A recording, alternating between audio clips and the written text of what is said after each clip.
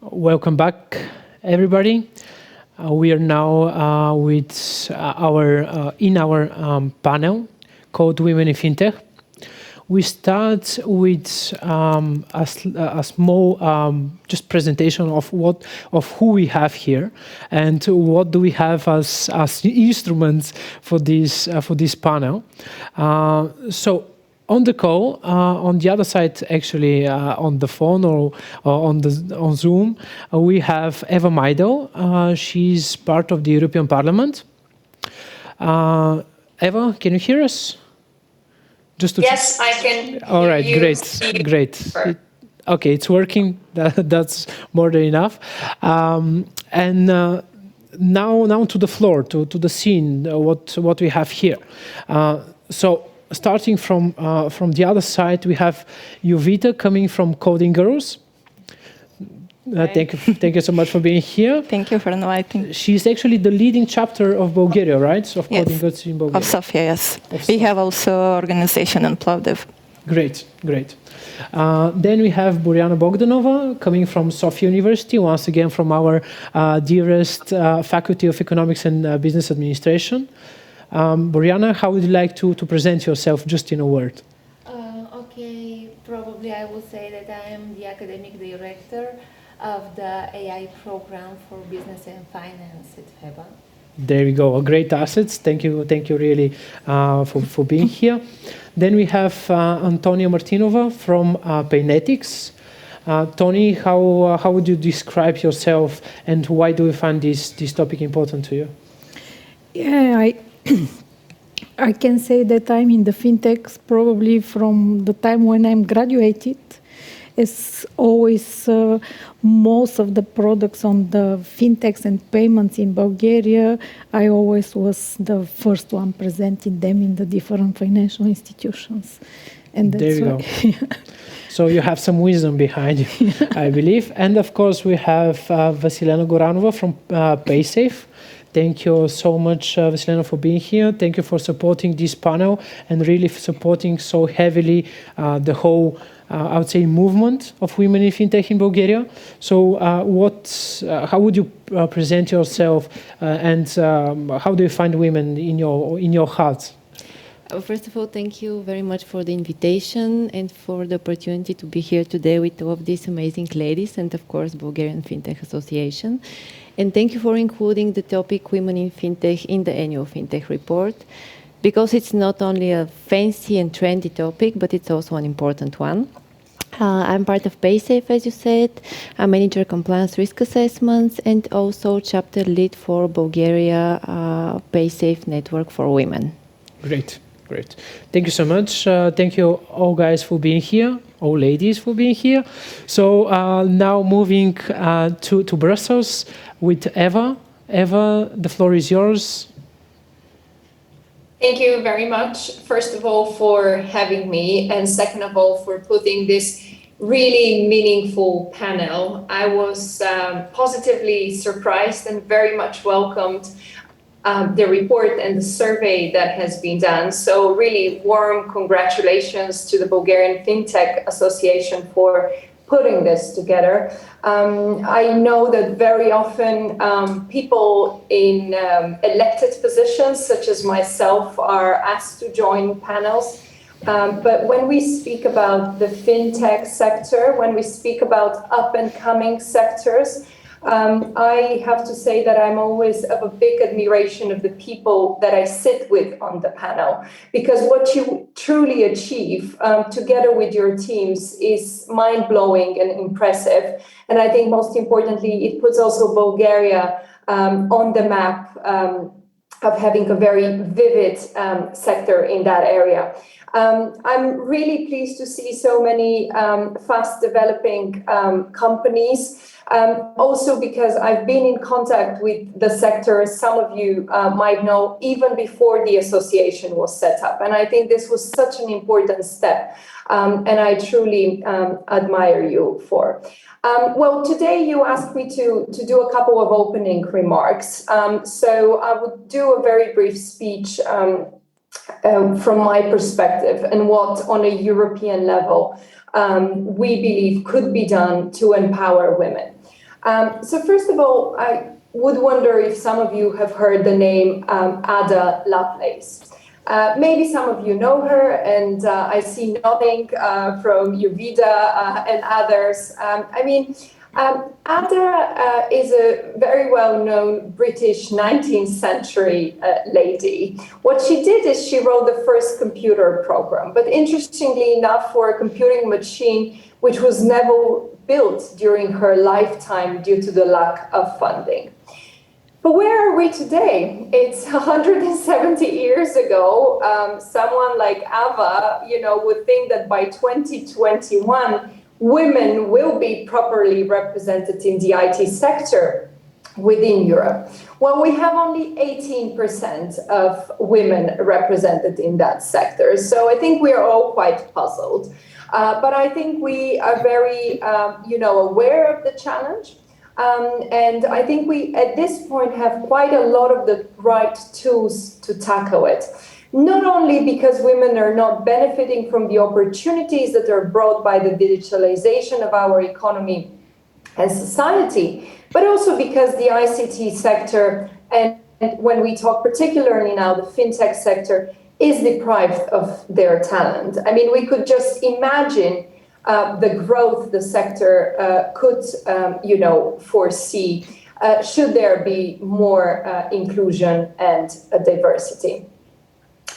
Regardless, of the gender imbalance in the digital sector, I think when we particularly speak about opportunities for women to enter jobs, that these are jobs that are mainly high paid than those in traditional female sectors. And I think this would also help reduce this persistent gender-based pay gap across Europe that we witness, and it's so difficult to balance or to overcome.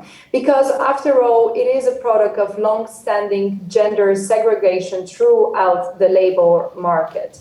So I think to see results, I very much believe that we need to engage and mobilize on all levels. And this is why I'm thankful for this invitation. And I hope it's not going to be a one-off meeting or a talk.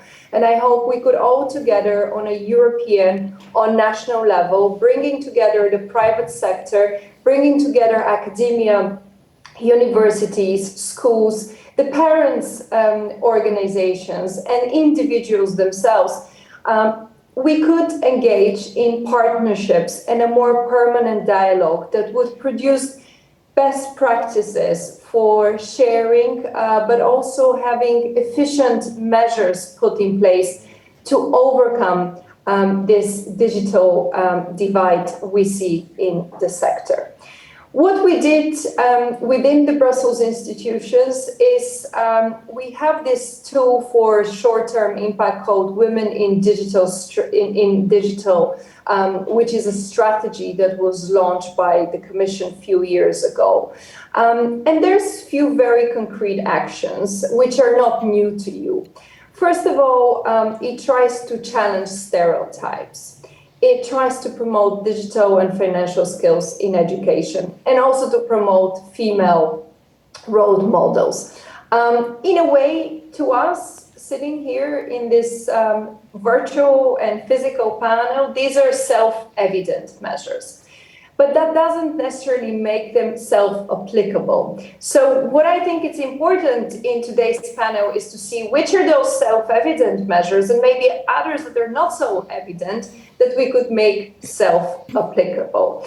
And I think it takes some effort, but I think the fact that there is already an annual report and today's event focused particularly on women inclusion is really a first important step in that direction. On top of this, self-aware measures, if I may say so, I think the world, since the past year and a half, almost 2 years, since the global pandemic has changed.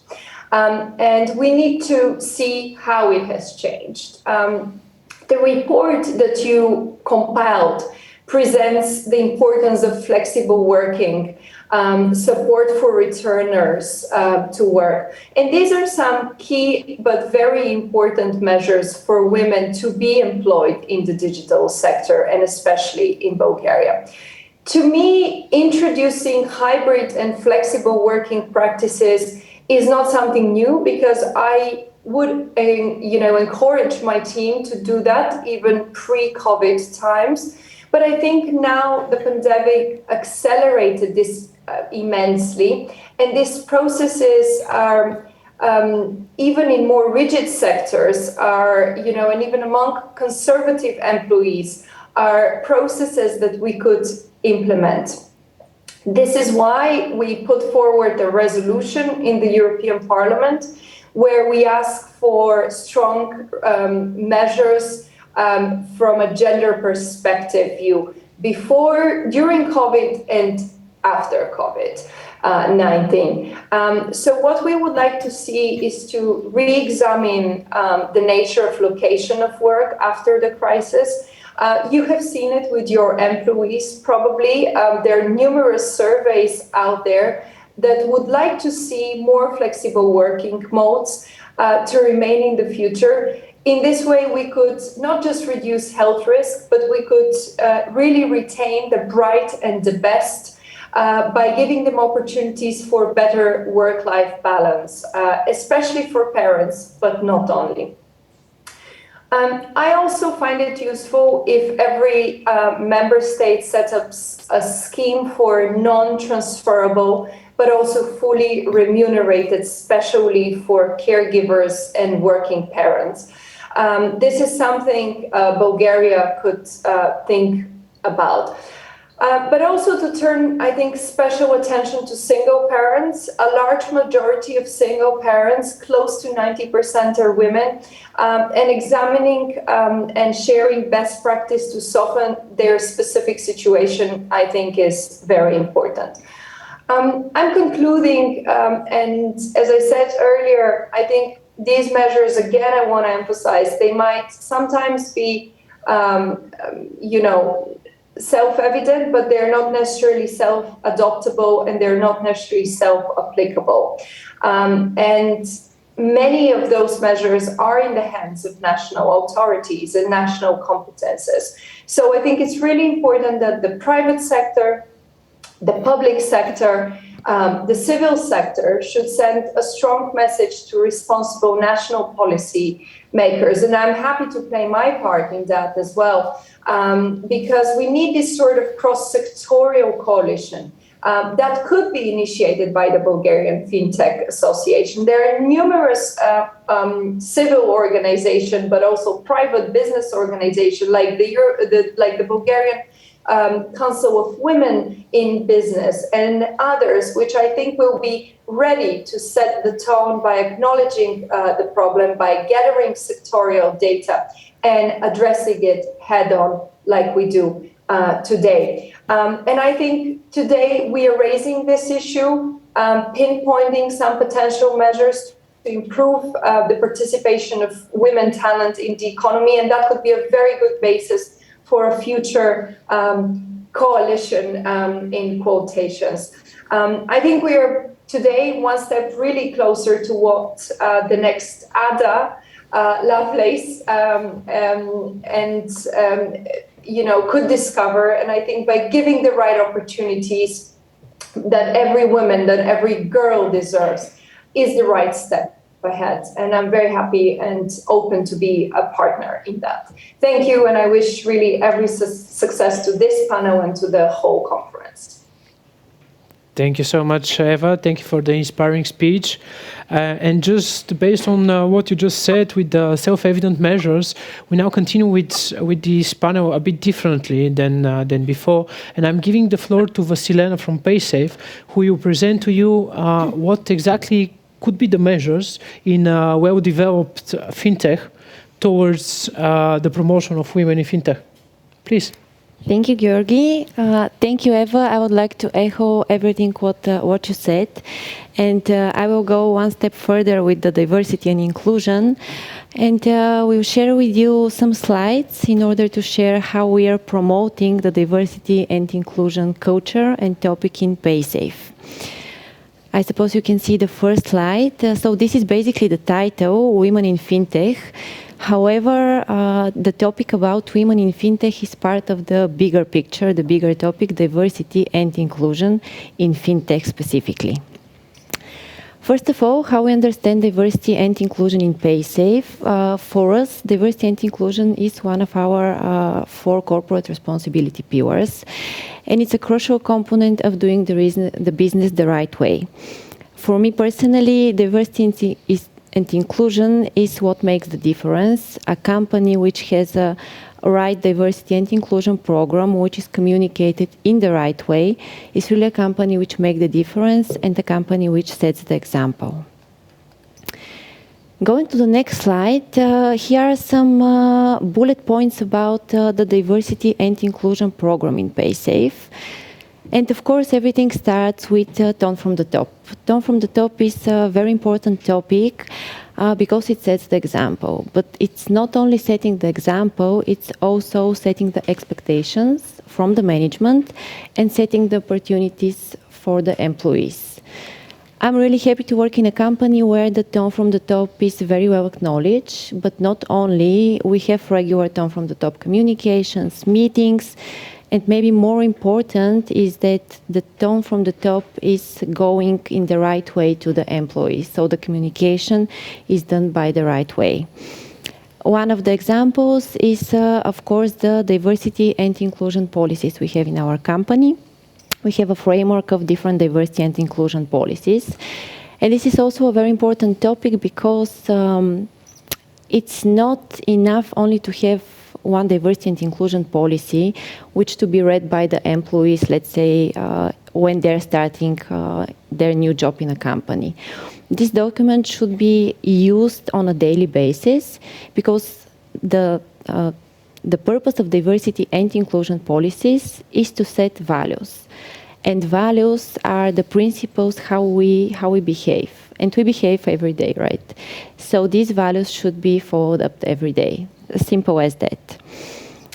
The second bullet point is with respect to how this diversity and inclusion communication is applied and how the message goes to the employees.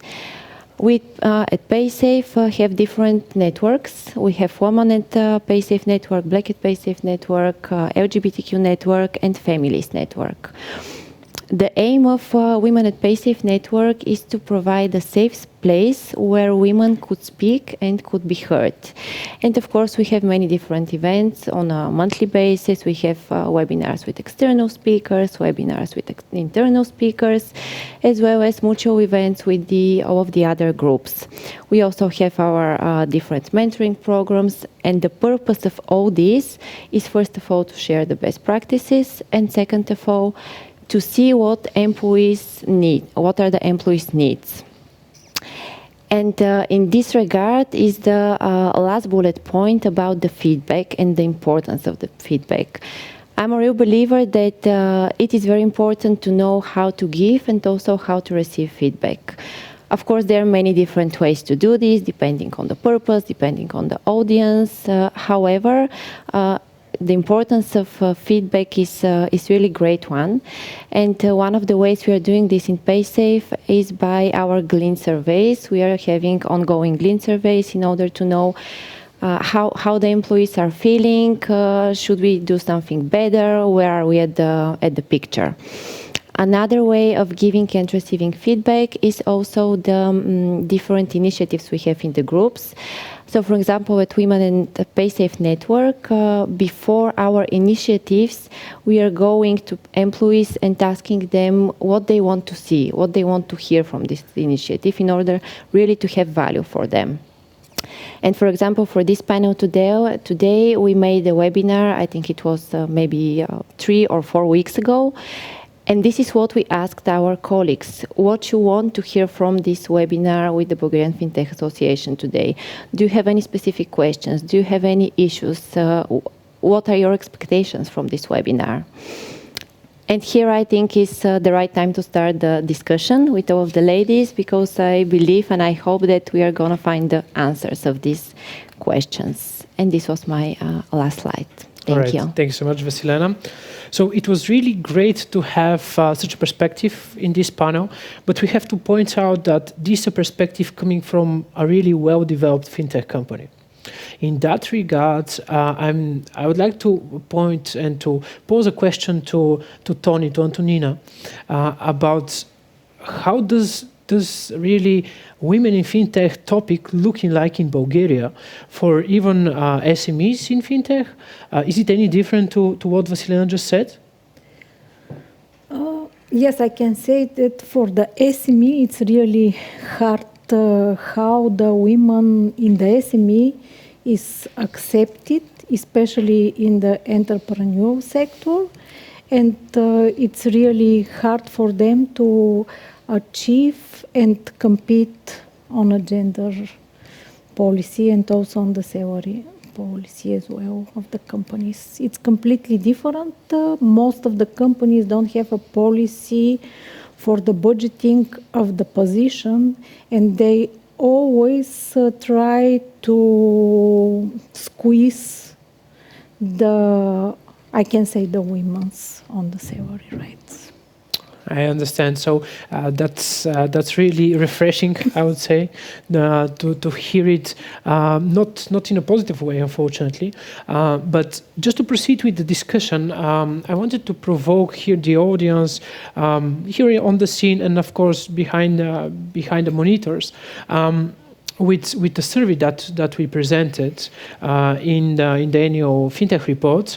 And actually I wanted just to give you some numbers, some metrics about the role of women in FinTech in Bulgaria. So just in front of you, you should see a couple of really nice and important metrics related to gender composition. So it turns out, this is a survey that we conducted in 2021, meaning this year. It turns out that 44% of all employed in the Bulgarian fintech sector are women, and 62% of the respondents, and we had more than 20 respondents, 20 fintech companies responding to this survey, said that their fintech companies have at least one female member in the board of directors.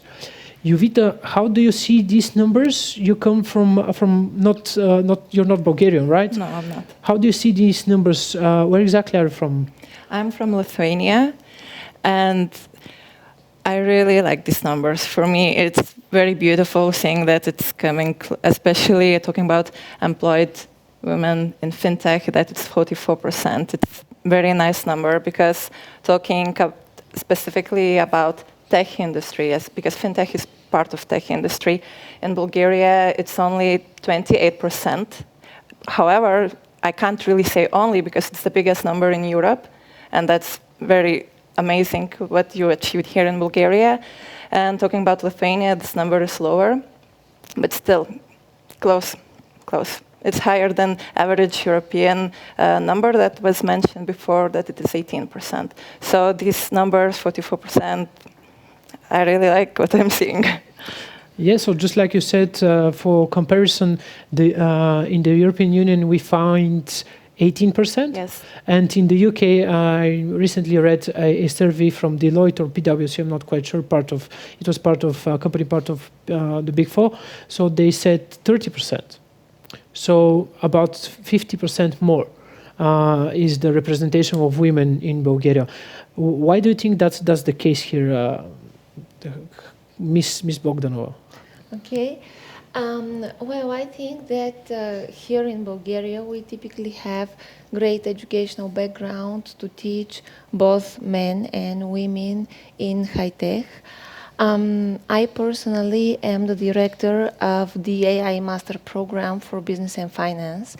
And I should say that when we interview candidates, right, what we care for is if they feel passionate about writing code and about applying this code for business and finance. So I think that from educational point of view, we are sure exactly the right start. Our students work in teams, both I split them on purely random basis, I should say, with random number generators. So, and everyone is working with the rest of the group on equal basis. So you just stand up and say, I'm professional, all right? Or I'm here to become professional.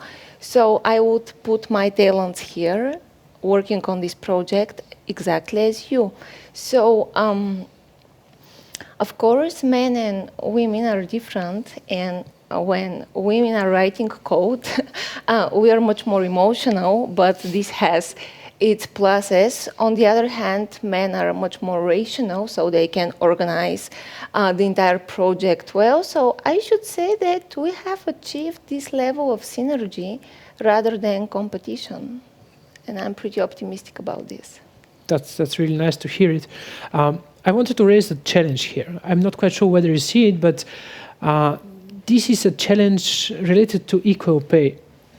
30% of our respondents say that women receive worse salary, I mean lower salary to men.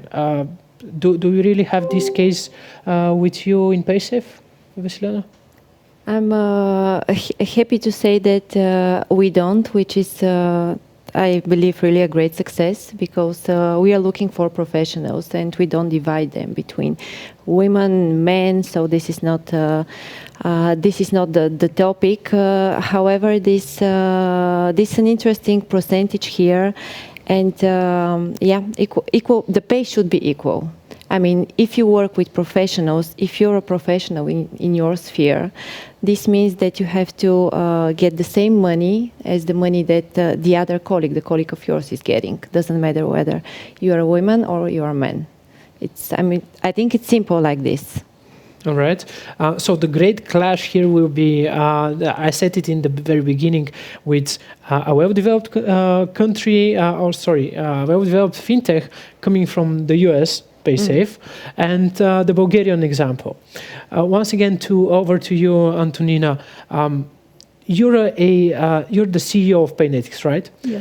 Do you really see this equal pay challenge within your fintech? Yes. In Paynetics, yes, I see the equal challenge, and we even don't have our diversity policy still, as we are 60 people still, but we already expanded in different regions in Europe, and we see the diversity there. In Bulgaria, we never, when we have open position, we not choose the position based on is this a woman or man. We always choose, as Vasilena says, based on the professionals, and I can say that even in Paynetics, we have 60% of the employees are women. Right. Yeah. So I understand, and just wanted to raise this, that 25% of the respondents say that, or they don't really know, they don't really believe that in Bulgaria we have so many women in fintech, like that we are even better than the rest of the European Union. Do you think that's a case, Boriana? Have you seen it? Like that we do not appreciate what we have? Well, that's a very complicated question. And the best I can do here is just express my personal opinion. It depends on where you are, at which structure you are, and it depends very much on the environment. So I think the issue is on company level, so how each company performs, how each company evaluates let's say, this wealth of diversity that is present here at Spot, and how it utilizes it. Mm-hmm. All right. Now a specific question and a specific slide created for Jovita. I'm not quite sure whether you can see this pie chart, but what it says, this is a composition of what are the roles of these women, the 44% that we mentioned. in fintech. So I'm not quite sure if I can point it out somewhere there or on top of it with the gray, or in gray, it's only 10% of the employees in the sector are working with software development. So what are the measures and what can we do in order to increase this? Because from the very beginning of the conference, we said fintech is technology. So if we want to continue working and developing this sector, we should have more and more engineers there. What are the measures that you would like to propose? There are plenty of measures that you could take. Like personally, I'm as well software engineer, and I could say from my perspective, when I just was considering this field, I really had totally different understanding how tech world looks. And that image was very unattractive and it was very wrong. It's not what the reality is. So first of all, we should really present tech world in the right way, how it is for like really that it offers great benefits, that you will have safe, secure job, that you will work in, the newest and most modern offices, that your employer will always take care of you. And these things, they're somewhere gone, and what we're shown that, tech is for boys, it's not woman friendly, it's a bro culture, and it's not the case. So first, marketing of the tech world is wrong, in my opinion. As well, we should also look at the high schools, secondary schools. We should tell, because before, when I was growing up, like every girl wanted to be a doctor. Now every girl wants to be an influencer. And why they want to be influencers? Because they want pretty things and they want to travel the world. And tech industry offers the same thing. So we have to, again, marketing of tech world and the opportunities it can give to you. So go to the children in high school, in secondary school, and let them know that this is the way to go. You don't need to be influencer for that. Also, like was mentioned before, we have to promote female role models in tech. Like Ada is not the only one woman that is famous. There is Grace Hooper. She was amazing woman. She was admiral in USA Navy, and she wrote the first compiler that literally made a huge change in tech world. Then when the booming of software engineering happened, and it's again woman as well. Everyone probably heard about cracking Enigma machine, and behind that there was also a woman, Joan Clark, but everyone hears only about Alan Turing. And then recently we heard about famous picture of a black hole, and again in creating the algorithm that managed to capture that picture, there's again a woman, and we just need to promote, to show that there's plenty of role models. Right. So Boriana, over to you with a question about promotion of really tech world, because you're dealing with this on a daily basis. So the first question would be, how do you find, how many really girls are joining your courses? And how can we actually improve this number if it's not good enough? Okay, I should say that this year we've accepted approximately half girls and half men.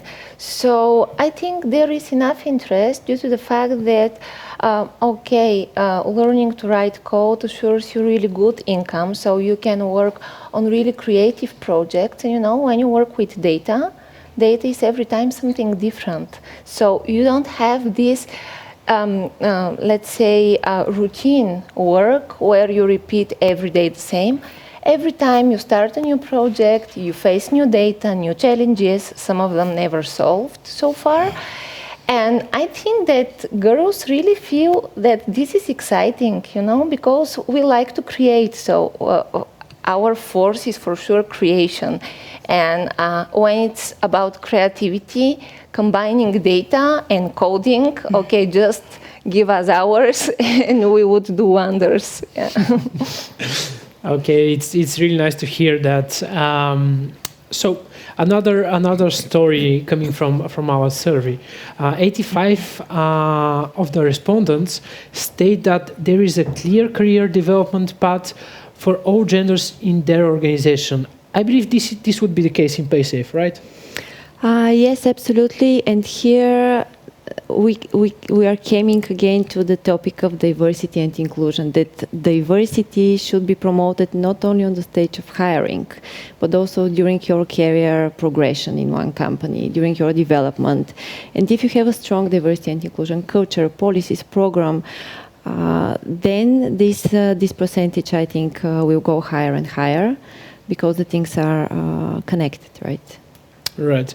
And how about the SMEs, Bulgarian SMEs? I can give an example exactly from the company recently happened. One of the team leaders left us, and then we decided not to hire a new one, but just to give the rights of the people that has been below him. And we put on competition one woman and man. We choose the woman, and the woman has been chosen not by me, but C-level who is man exactly, and then the man who hasn't been chosen left us. But really she deserved this position with the professionalism that she has.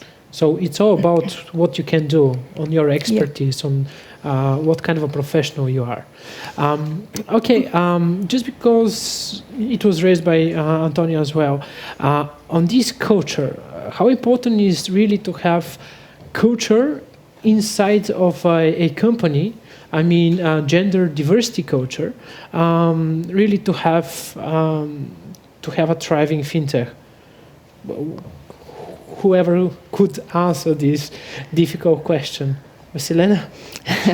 I already started with this in the beginning exactly because it is really very important, and I really hope that this percentage, this 14%, will go higher with time.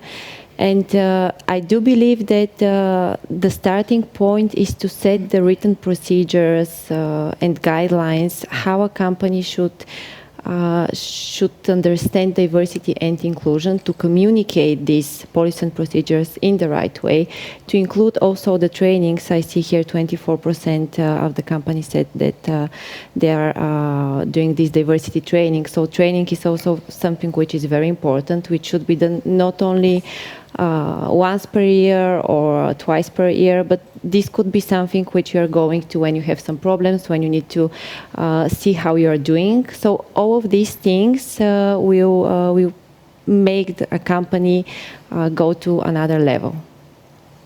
I understand. All right. And can I yes, please go ahead. Yeah, so I think it's important to have in written policies, but at the same time, I think it's very important to work on the culture. That is, to develop an understanding that even though we are different when working, each of us can contribute in different way, and that's why we should value much more each other and create a supportive culture that is, it's not just about to write it, but also to do it with everything in your everyday decisions, and that's very important.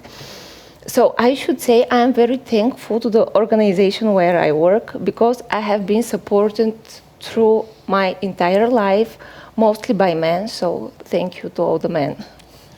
So on this note about support, about promotion, we have another really important question about what is to be done to encourage, or what are the measures that we can imply to encourage more women in fintech. So 81%, as you can see on the screen, 81% say schools to encourage studies in fintech and fintech technology, science, and so on, and that kind of subjects. And 67% say to promote more female role models, coaches, mentors, members, and so on. Jovita, you mentioned influencers. Yes. Where are we standing here? Where are you standing here? I mean, you said that probably influencers is not the best possible position or role in. It's not for everyone. Just let's put it like that, because you have to be super creative. Your content has to be really great, so you could be an influencer. So you would have followers and so on. And not everyone can do it. And tech is the easier way. Right. So I believe it's all about being and transposing meaningful things, meaningful, questions to raise meaningful questions and so on. But the top three measures, and this would be the concluding slides with some concluding questions here. What are the measures that every single company, no matter how well developed it is, could apply on a daily basis? Probably starting from Antonia, the three measures here, just to point it out, three measures coming from the Bulgarian FinTech community. They say flexible working to allow more time with the family or with family, help with childcare. On the second point, and the third one would be better support for returners from maternity leave. Yeah. What are we missing here? I don't think we are missing here, and as Eva started in the beginning, COVID already teach us how to work distantly and how to value the flexibility and the timing that the woman really needs to have. We have two examples in our company. One is the Chief Risk and Compliance Officer. She twice returned from maternity leave on the 4th month, which for Bulgaria is not always the case. We have now another woman in the company. She is also in the compliance area. She get her baby in August, and she returning now. But we really need flexibility, and again, backing to Eva's speech.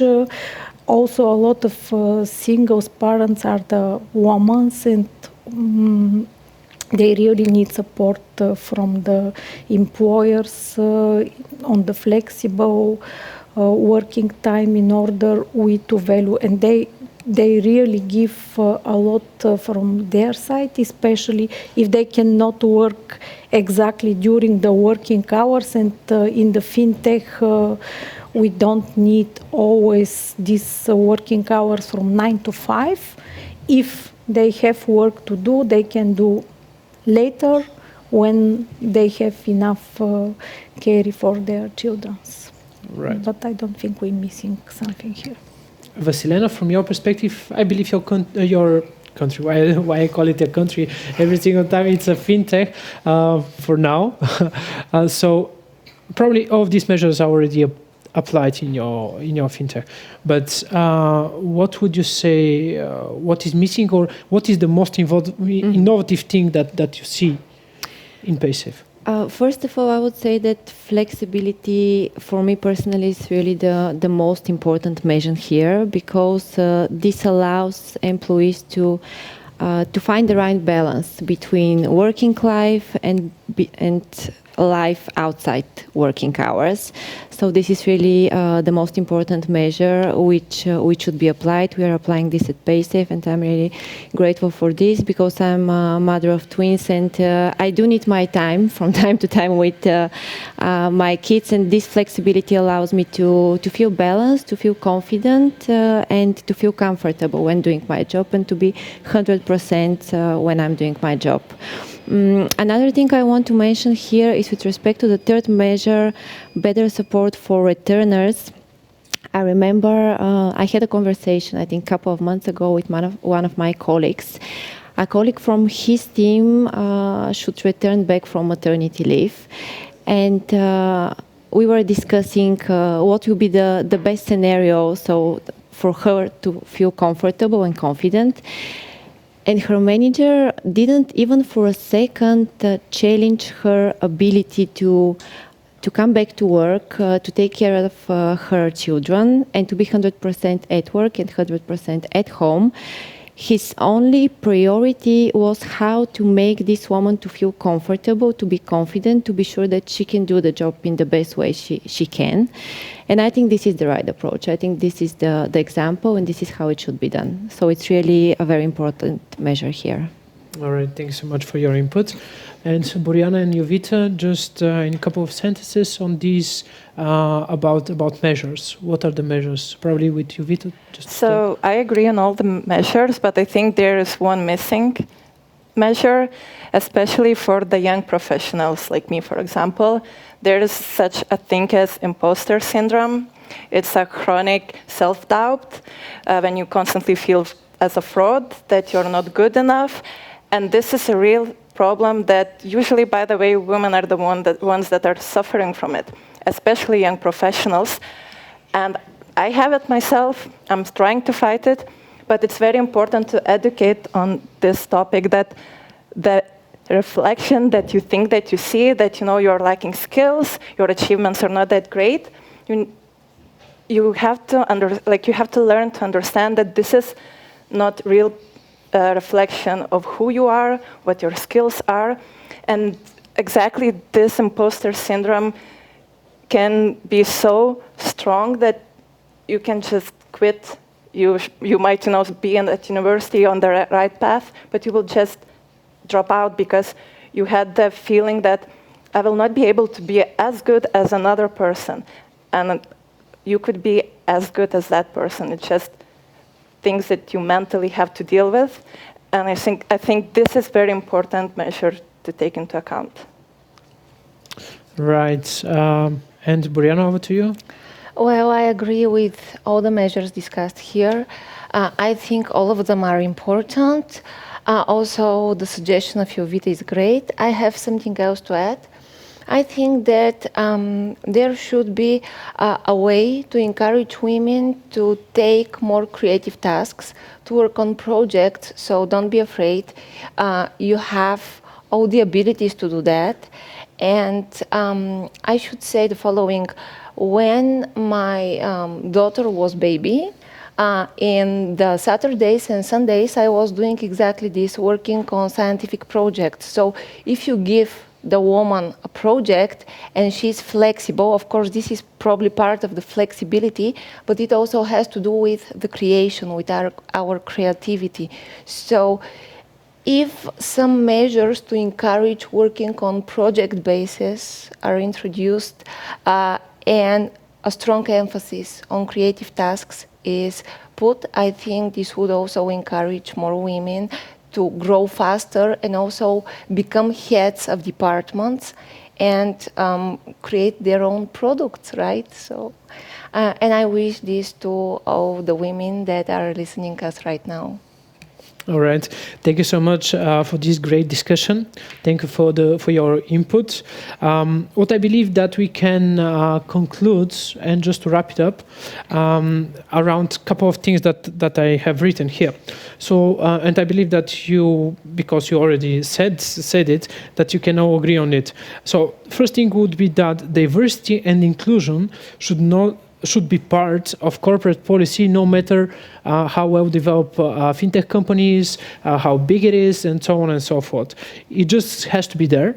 Of course, taking in consideration how big a company is, but still, it should be there.